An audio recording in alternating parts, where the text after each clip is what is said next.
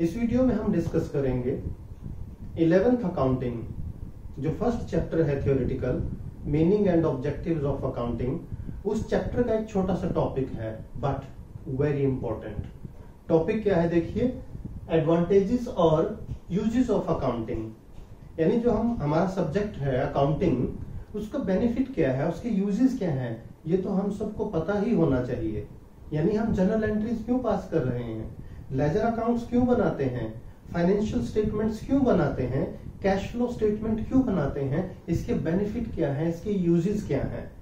तो चलिए दोस्तों डिस्कस करते हैं एडवांटेजेस ऑफ अकाउंटिंग। तो फर्स्ट एडवांटेज आप देख रहे हैं, helpful in management of business. यानी बिजनेस को संभालना, रन करना most difficult and challenging task है स्टूडेंट्स। देखिए करना क्या होता है, हमें बिजनेस को प्लान, एक्टिविटीज को प्लान करना होगा। यानी प्लानिंग के लिए भी हमें अकाउंटिंग इंफॉर्मेशन चाहिए।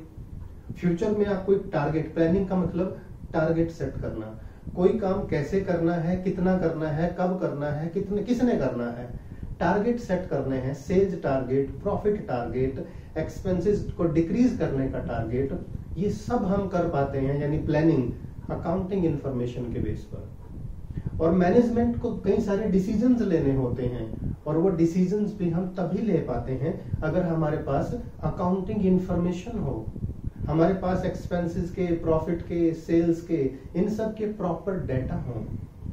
और मोरओवर एक फंक्शन होता है मैनेजमेंट का कंट्रोलिंग।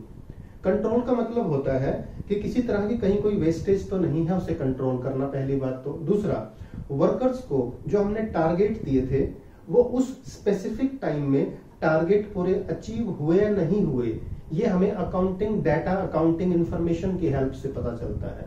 तो स्टूडेंट्स अब आप समझ गए होंगे कि मैनेजमेंट को प्लानिंग करने के लिए, डिसीजन मेकिंग के लिए और कंट्रोलिंग के लिए अकाउंटिंग इंफॉर्मेशन बहुत हेल्पफुल है। और अकाउंटिंग इंफॉर्मेशन के बेस पर ही मैनेजमेंट अपना काम ठीक से कर पाती है। सेकंड यूज की तरफ चलते हैं, provide complete and systematic record. ये तो आप जानते ही हैं स्टूडेंट्स, अकाउंटिंग जो है इट प्रोवाइड्स कंप्लीट, क्योंकि वो रिकॉर्ड सिस्टमैटिकली मेंटेन किए गए हैं, डबल एंट्री सिस्टम पे बेस्ड है। हर फाइनेंशियल ट्रांजैक्शन चाहे वो छोटी हो या बड़ी हो, उसको रिकॉर्ड किया जाता है और उसका इफेक्ट फाइनेंशियल स्टेटमेंट्स और कंपनी की परफॉर्मेंस पे शो किया जाता है। आगे बढ़ते हैं, थर्ड है देखिए, information regarding profitability position.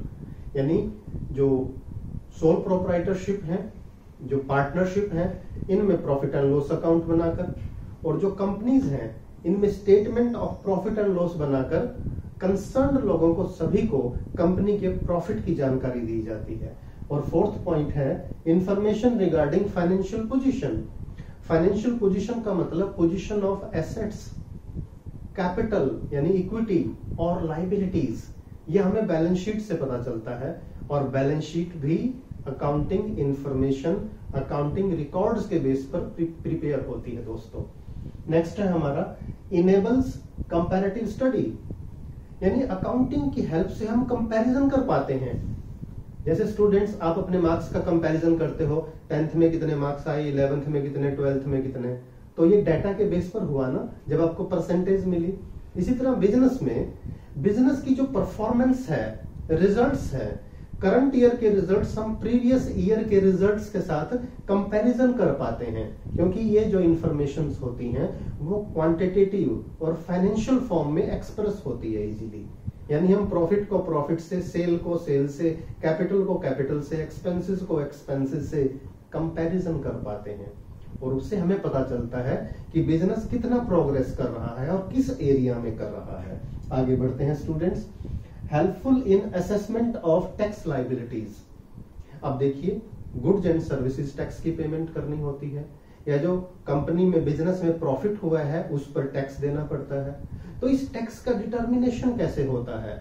Only and only on the basis of accounting information. यानी कंपनी का जो statement of profit and loss है, जो अकाउंटिंग इंफॉर्मेशन है, उसी के बेस पर टैक्स लायबिलिटी डिटरमिन होती है, डिसाइड होती है। Evidence in the legal matters. Company के अगेंस्ट अगर कोई लीगल मैटर्स आ जाए तो लीगल मैटर्स में भी एक्चुअल जो प्रूफ है, एविडेंसेस हैं, जो अकाउंटिंग इंफॉर्मेशन प्रोवाइड करती है, वही काम आते हैं। यानी जो आप वर्बली बोलते हो, क्वालिटेटिव इंफॉर्मेशन हैं, these are not useful. Next है हमारा फैसिलिटेट्स सेल ऑफ बिजनेस। कई बार जो कंपनीज हैं, पार्टनरशिप फर्म्स हैं या अदर ऑर्गेनाइजेशंस हैं, किसी ना किसी वजह से उनको सेल करना पड़ता है। अब सेल वैल्यू कैसे डिसाइड हो? Balance sheet. बैलेंस शीट में कौन कौन सी एसेट्स हैं, किस एसेट्स की कितनी वैल्यू है, उसके बेस पर और कंपनी की जो past financial and profitability performance है, उसके बेस पर डिसाइड होती है कंपनी की सेलिंग प्राइस, किसको कितने में सेल किया जाए। आगे देखते हैं दोस्तों, helpful in raising loan. Companies को लोन तो लेना पड़ता है, बोरोइंग्स, यानी जब भी बैंक से आप लोन बोरो करने जाएंगे तो बैंक कहेगा अपनी पिछली 3 या 5 साल की आप statement of profit and loss दीजिए, अपनी बैलेंस शीट दिखाइए। यानी कंपनी की प्रॉफिटेबिलिटी और फाइनेंशियल पोजीशन के बेस पर ही डिसाइड होता है कि उस कंपनी को कितना और कितने टाइम तक और किस रेट ऑफ इंटरेस्ट पर लोन दिया जाए। यानी लोन लेने में हमें आसानी होती है अगर अकाउंटिंग डाटा हमारा सिस्टमेटिक हो, प्रॉपर हो। और लास्ट पॉइंट है, देखिए students, helpful in prevention and detection of errors and frauds. देखिए बिजनेसेस में भी कई बार आप बहुत सारे फ्रॉड्स देखते हैं, बहुत सारा मिस अप्रोप्रिएशन ऑफ फंड्स देखते हैं।